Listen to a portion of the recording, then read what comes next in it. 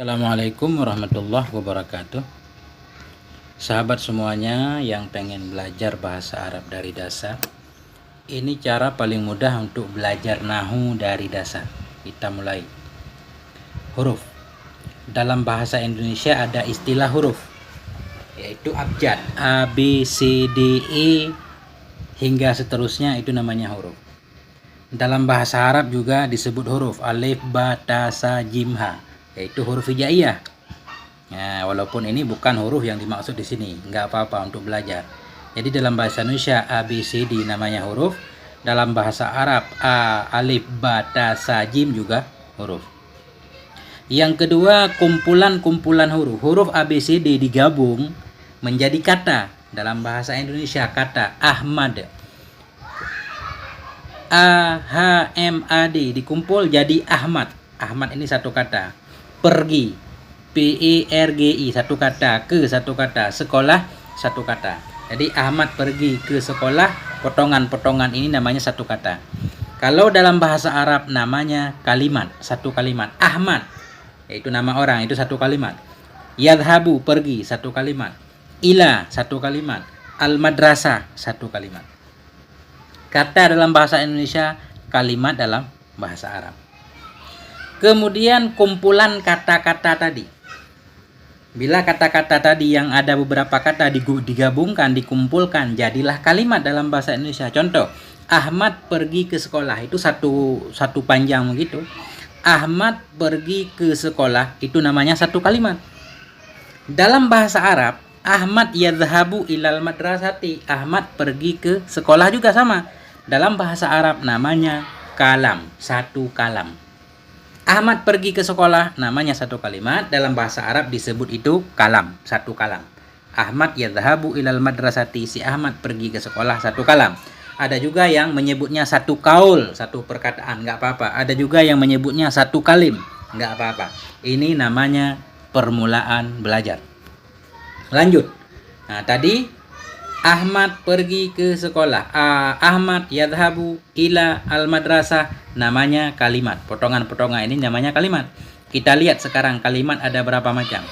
Dalam bahasa Arab, semua bahasa Arab, semua kata-kata yang digunakan oleh orang Arab, atau kita buka Al-Quran dari awal, dari Bismillahirrahmanirrahim sampai An-Nas, surat An-Nas, potongan-potongan kata itu namanya kalimat. Dalam bahasa Arab kalimat dibagi tiga. Ada kalimat isim, ada kalimat fi'il, ada kalimat huruf. Enggak lebih. Semua bahasa Arab bila dikumpulkan cuma tiga. Isim, atau kalau bukan isim dia fi'il, atau kalau bukan fi'il dia huruf. Nah, jadi kalimat dibagi tiga. Kita sekarang belajar mengenal kalimat isim. Bagaimana cara mengenal isim? Cara mengenal isim ada dua cara. Yang pertama artinya, dengan mengetahui artinya. Nah, dengan mengetahui artinya, yaitu artinya setiap kalimat yang menunjukkan arti benda atau tentang sifat itu pasti isim. Karena isim itu kata benda atau kata sifat. Contoh di sini madrasatun, kita tahu artinya, arti madrasatun sekolah, berarti madrasatun pasti isim karena sekolah, sekolah benda. Kemudian baitun, arti baitun rumah, berarti baitun bisa kita pastikan dia itu isim karena dia benda. Kemudian masjidun, artinya masjid, berarti masjidun isim karena dia benda. Kemudian tawilun, panjang, panjang itu sifat benda, berarti tawilun isim. Kemudian kasirun, kasirun artinya pendek, berarti pendek itu juga sifat, berarti kasirun ini isim. Jamilun, cantik, cantik itu sifat, berarti jamilun isim. Dengan mengetahui arti dari satu kalimat, kalau artinya benda atau artinya sifat, itu berarti dia isim, pasti isim, nggak boleh yang lain. Jadi madrasatun kalimat isim, baitun kalimat isim, masjidun kalimat isim, tawilun kalimat isim, kasirun artinya pendek juga kalimat isim, jamilun cantik juga kalimat isim. Lanjut. Bila kita membuka Quran, kita nggak tahu isi Al-Quran semuanya, pasti kita nggak tahu.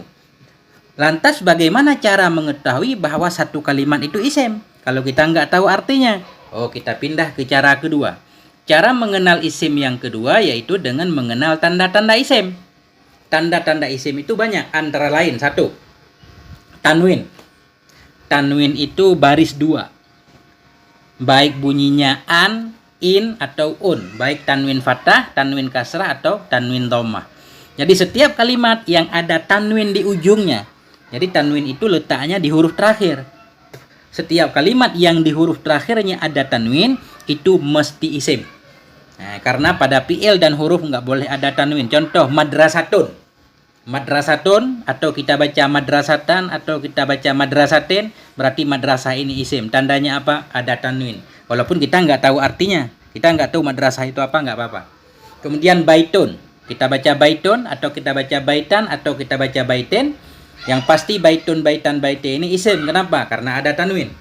Ainon. Kita nggak tahu artinya apa. Ainon, ainan, ainen, isim. Karena ada tanwin. Anfon, anfan, anfin. Berarti anfon ini isim karena ada tanwinnya. Itu. Tanda yang pertama, ada tanwin. Setiap kalimat yang ada tanwin berarti dia isim. Madrasatun isim, baitun isim, ainon isim, anfun isim. Tanda kedua, ada al di awal. Ada al maksudnya ada alif lam di awal. Setiap kalimat yang ada alif lamnya di awal itu pasti kalimat isim. Contoh, al-madrasatu. Baik kita baca al-madrasatu, al-madrasata, atau al-madrasati, kita tahu arti atau tidak, al-madrasatu ini isim. Tandanya apa? Ada alif lamnya.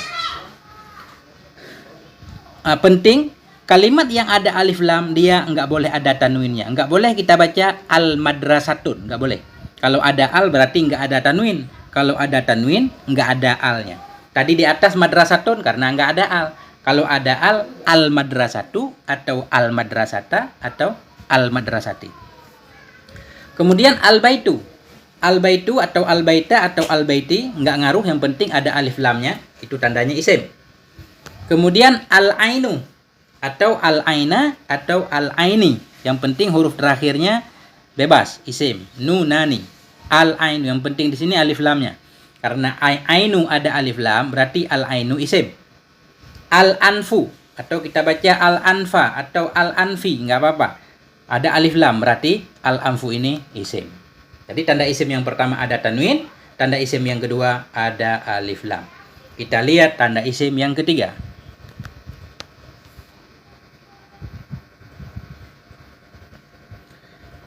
Tanda isim yang ketiga yaitu kalimat tersebut didahului oleh huruf jar.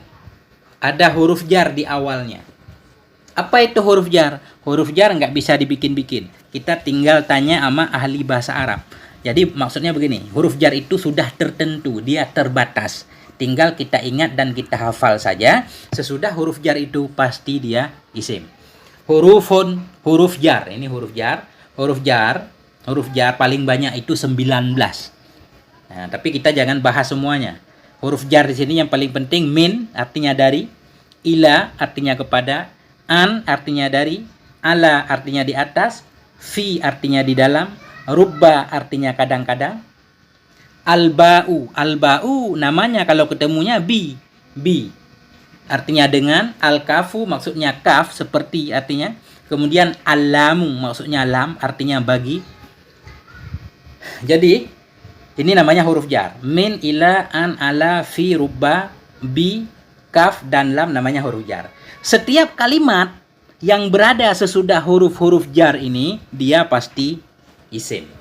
Nah, jadi, bila satu kalimat diawali dengan huruf jar, dia namanya kalimat isim. Contohnya, min, minal baiti. Minal baiti. Al-baiti ini isim. Kenapa? Karena didahului oleh min. Di mana min kita sudah tahu dia itu huruf jar. Kemudian ilal madrasati. Ilal madrasati. Al madrasati berarti dia isim. Tandanya apa? Diawali oleh huruf ila, huruf jar. Dan juga di al madrasati ada alif lam. Jadi satu isim itu bisa banyak tandanya. Tanda pertama ada ila, huruf jar. Tanda kedua ada alif lam. Contoh ketiga, anin nabai, anin nabail azim, surat An-Naba. Jadi an-nabai ini isim. Kenapa? Karena ada an huruf jar. Kemudian ala, alal ardi. Ardi ini isim. Kenapa? Karena didahului oleh ala. Di mana ala sudah kita ketahui dia itu huruf jar. Kemudian fil masjidi. Al masjidi berarti isim karena didahului oleh fi huruf jar. Kemudian rubba. Contoh, rubba rajulin. Rajulin ini isim. Kenapa? Karena ada rubba di belakangnya. Kemudian contohnya bil ghaibi. Alladzina yu'minuna bil ghaibi. Bil ghaibi. Al ghaibi isim. Kenapa? Karena ada huruf jar yaitu bi. Kemudian kaf. Contoh kasyamsi seperti matahari. Asyamsi isim. Kenapa? Tandanya ada kaf huruf jar. Kemudian lam. Contoh lillahi. Berarti Allahi ini isim karena ada huruf jar yaitu li. Kemudian lil muttaqin. Bagi orang yang bertakwa. Saya nggak mengartikan karena fokus kepada mengenal isim dulu. Al muttaqin ini isim. Kenapa? Karena ada huruf jarnya li. Kemudian ini lam contohnya 3. Lil muslimina. Jadi muslimin ini isim karena ada huruf jar li atau lam. Nah itu. Jadi tanda isim yang ketiga yaitu diawali atau didahului oleh huruf jar. Setiap kalimat yang berada sesudah huruf jar itu dianya isim. Kemudian yang keempat tanda isim didahului huruf qasam atau huruf sumpah. Jadi orang Arab itu kalau bersumpah menggunakan beberapa huruf. Huruf qasam atau huruf sumpah itu ada 3, ada ba, ta, dan waw. Contoh, wallahi demi Allah, ballahi demi Allah, tallahi demi Allah. Allahi ini isim karena ada huruf qasam di belakangnya, huruf sumpah. Ballahi, Allahi ini isim karena ada ba qasam, huruf sumpah. Tallahi juga isim, kenapa? Karena didahului oleh ta, huruf sumpah. Kemudian tanda isim yang kelima, khofat atau jar atau kasrah. Maksudnya begini, setiap kalimat yang huruf terakhirnya berbaris kasrah itu isim. Nah, itu untuk mudahnya. Ini namanya juga untuk pemula. Contoh, Rasulullahi, Rasulullahi. Kita baca Rasulullahi, Allahi ini isim. Kenapa? Barisnya di bawah. Huruf terakhirnya hi. Ma'ul matari, ma'ul matari. Ma'u air, al-matari hujan, ma'ul matari air hujan. Matari ini isim. Kenapa? Karena huruf terakhirnya berbaris di bawah. Nah, tanda isim yang keenam, idhofah. Idhofah artinya menggabungkan dua kalimat. Itu untuk mudahnya aja idhofah yaitu dua kalimat yang digabungkan. Kalimat kedua pasti kasrah.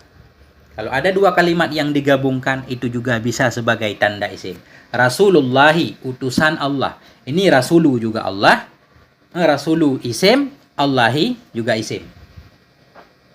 Kalau di Allahi tanda isimnya banyak. Ada baris di bawah Allahi, ada alif lam juga. Ini digabungkan Rasulullahi, utusan Allah. Berarti Rasul isim, Allahi juga isim. Tandanya apa? Dua kalimat yang digabungkan.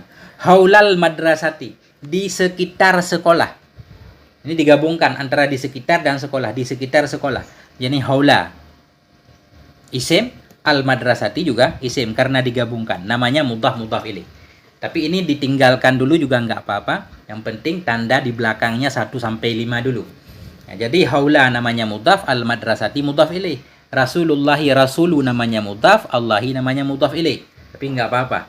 Baitullahi, penggabungan antara bait dan Allah. Baitullah, rumah Allah. Baitu isim, Allahi juga isim. Tandanya apa? Idhofah, penggabungan. Amamal madrasati, di depan sekolah.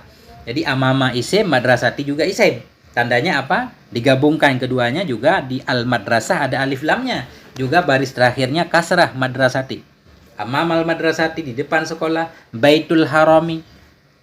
Jadi digabungkan Baitul harami, Raudatul atfali, kebun anak-anak. Raudah kebun, atfali anak-anak, kebun anak-anak atau taman kanak-kanak. Nah, coba kita lihat, ada lagi tanda isim. Nah ini, tanda isim untuk mudah. Tanda isim yang ketujuh, mamimu. Apa maksud mamimu? Diawali oleh huruf ma atau mi atau mu. Maksudnya begini, bila satu kalimat itu hurufnya lebih dari 3. Bila satu kalimat hurufnya lebih dari 3 atau 4 huruf. Kemudian huruf pertamanya ma, mim fathah ma. Atau huruf pertamanya mim kasrah. Atau huruf awalnya mu, mim dhammah. Itu dipastikan dia isim. Contoh, masjidun. Jadi masjidun itu 4 huruf. Mim, sim, jim, dal. Masjidun. Satu kalimat yang hurufnya lebih dari 3, diawali oleh huruf mim, dia itu pasti isim. Masjidun isim. Kenapa? Karena ada tandanya di awal ma. Kemudian ada tanwin di ujungnya. Madrasatun juga. Hurufnya lebih dari 3. Madrasatun. Ada ma di awal. Berarti madrasatun isim. Tandanya ma dan ada tanwin. Maktabun juga sama. Contoh misbahun. Misbahun lampu. Misbahun ini isim. Tandanya apa? Ada tanwin dan diawali oleh huruf mi. Miftahun kunci. Nah, miftahun juga isim. Tandanya ada tanwin dan diawali oleh mi. Mistaratun penggaris. Ini mistaratun juga isim, ada tanwin dan diawali mi. Kemudian muslimon. Muslimon ini hurufnya lebih dari 3. Jadi ada mu di awal, dia pasti isim muslimon. Orang muslim, mukminon, orang beriman sama. Mukminon hurufnya lebih dari 3. Kemudian ada mu di awal, berarti dia isim. Ada tanwin juga, mukminon. Mustakbalun, masa depan. Jadi mustakbalun juga isim, hurufnya lebih dari 3, diawali oleh huruf mu. Nah, langsung kita praktek. Praktek mengenal isim. Kita baca Al-Quran, Bismillahirrahmanirrahim. Bismi kita potong, Allahi satu potongan, Ar-Rahmani potongan, Ar-Rahim potong. Bismi namanya satu kalimat, Allahi namanya satu kalimat, Ar-Rahmani namanya satu kalimat, Ar-Rahimi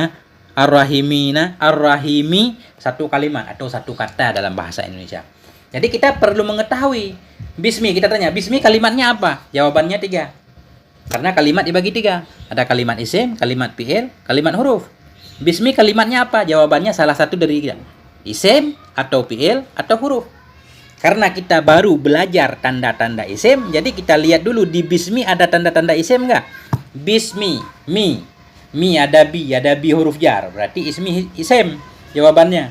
Karena tandanya ada huruf jar dan barisnya kasrah mi. Allahi isim fi'il apa huruf? Jawabannya isim. Kenapa? Ada tandanya, ada alif lamnya. Allah, al. Kemudian barisnya kasrahi. Ar-Rahmani isim fi'il apa huruf? Isim. Tandanya apa? Ada alif lamnya. Ar-Rahimi tandanya kalimatnya apa? Isim. Tandanya ada alif lam dan berbaris khafat kasrah. Ar-Rahimi. Kemudian alhamdu kalimatnya apa? Jawabannya sama. Kalau bukan isim, fi'il atau huruf. Di sini alhamdu isim. Kenapa? Karena ada al. Kemudian lillahi isim karena ada huruf jar yaitu lam. Lil muttaqin contoh di belakang. Rabbi kalimatnya apa? Isim, fi'il apa huruf? Isim. Kenapa? Karena huruf terakhirnya kasrah. Rabbi. Al-alamin kalimatnya apa? Isim, fi'il atau huruf? Isim. Kenapa? Karena ada alif lam. Ar-Rahimi isim karena ada alif lam. Ar-Rahimi tadi Ar-Rahmani isim ada alif lam. Ar-Rahimi juga isim karena ada alif lam juga kasrah. Maliki juga isim. Kenapa? Karena huruf terakhirnya kasrah. Maliki. Yaumi juga isim, tandanya huruf terakhirnya kasrah. Ad-dini isim, tandanya apa? Ada alif lam. Walaupun ada tanda lain yaitu digabungkan. Maliki yaumid, raja hari pada hari pembalasan. Yaumiddin digabungkan Rasulullah. Nah, inilah praktek mengenal tanda-tanda isim yang paling mudah dan ringkas. Semoga bermanfaat. Terima kasih. Wassalamualaikum warahmatullahi wabarakatuh.